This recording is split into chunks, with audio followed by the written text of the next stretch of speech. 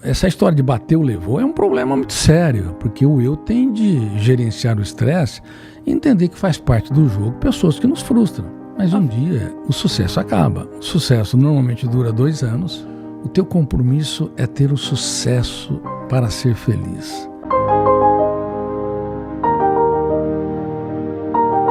Essa história de bateu, levou é um problema muito sério, porque o eu tem de gerenciar o estresse e entender que faz parte do jogo pessoas que nos frustram.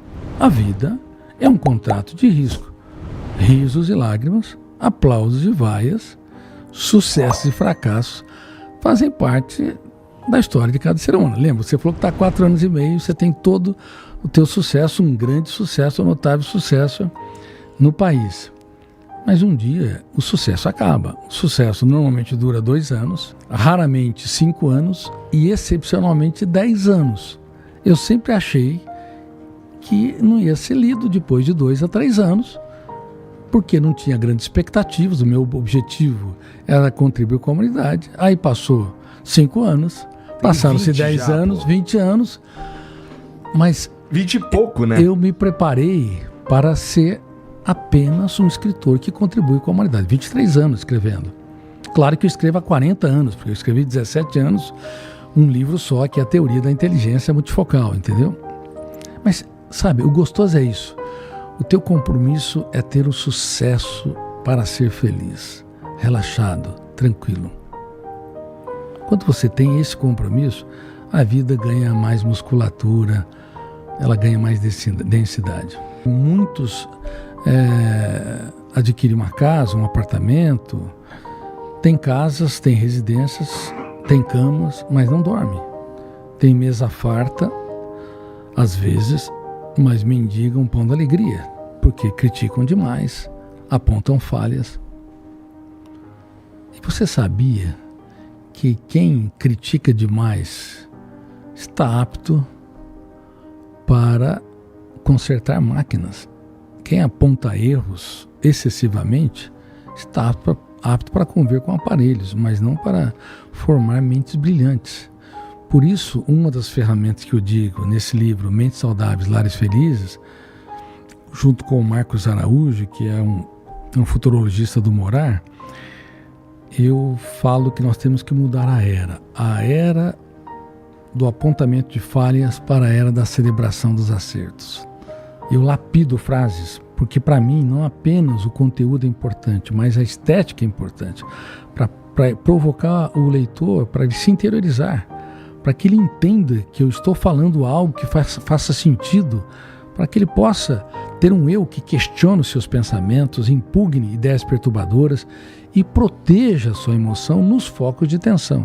Imagine escrever uma teoria sobre a construção de pensamentos que poucos pensadores tiveram a oportunidade de adentrar.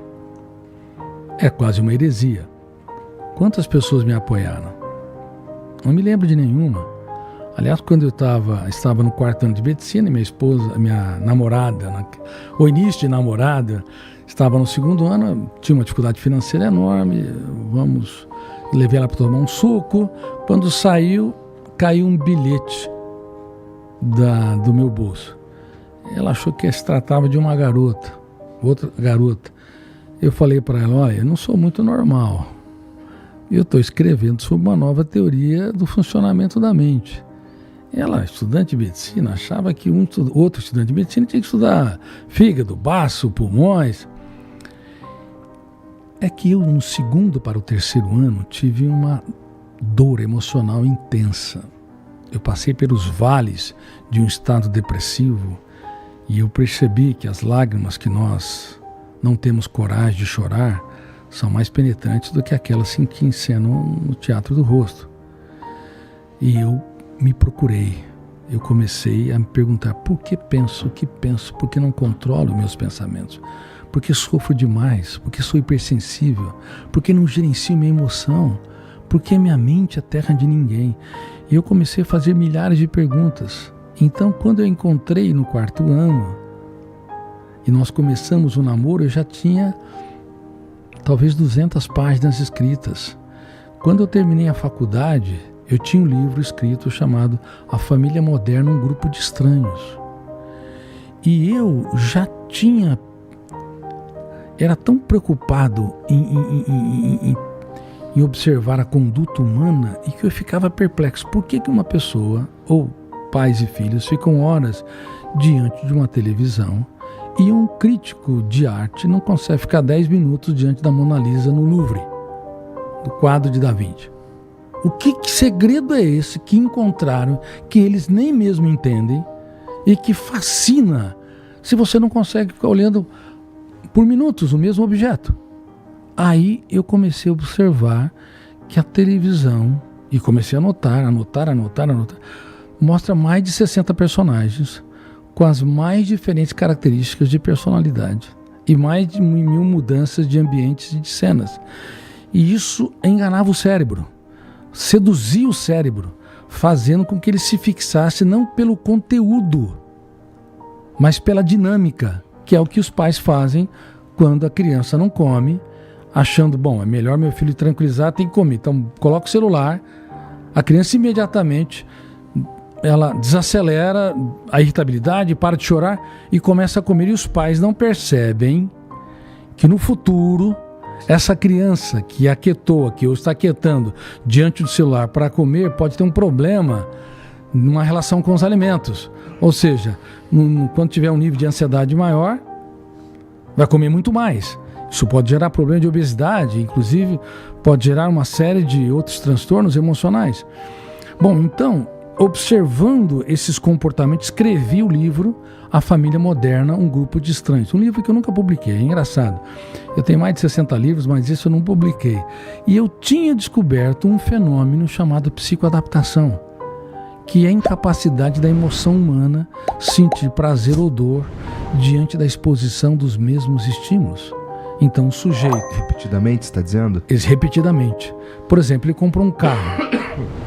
Pensa num carro importado caríssimo. Depois de um mês, ele entra no carro como entra no banheiro da casa. Colocou o quadro na parede. Observa o ângulo, o conteúdo, a estética, fica fascinado. Depois de semanas, nunca mais observa o quadro, ou raramente o observa, porque se psicoadaptou. E a psicoadaptação está na raiz da criatividade. Ou seja, por que o ser humano produz, evolui na ciência, evolui na literatura, na arquitetura? Porque você psicoadapta, aumenta os níveis de ansiedade, a psicoadaptação gera o desprazer, aumenta uma ansiedade saudável, chamada vital, que impulsiona o ser humano a criar, a estar insatisfeito com o que tem, procurando o que não tem, numa jornada contínua e ininterrupta. O problema é que muitas pessoas, inclusive já tive a oportunidade de ter alunos que são número 1 do mundo em esporte, ou são celebridades notáveis, só que quando conquista o pódio, ao invés de desfrutar da conquista, parte para uma nova jornada sem contemplar o belo.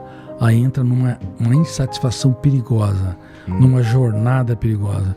Então existe uma insatisfação que é inerente ao ser humano, que impulsiona a criatividade. A grama do vizinho sempre é mais verde, mas existe também um processo altamente doente, onde você se torna escravo de uma ansiedade que nunca é resolvida em determinados momentos.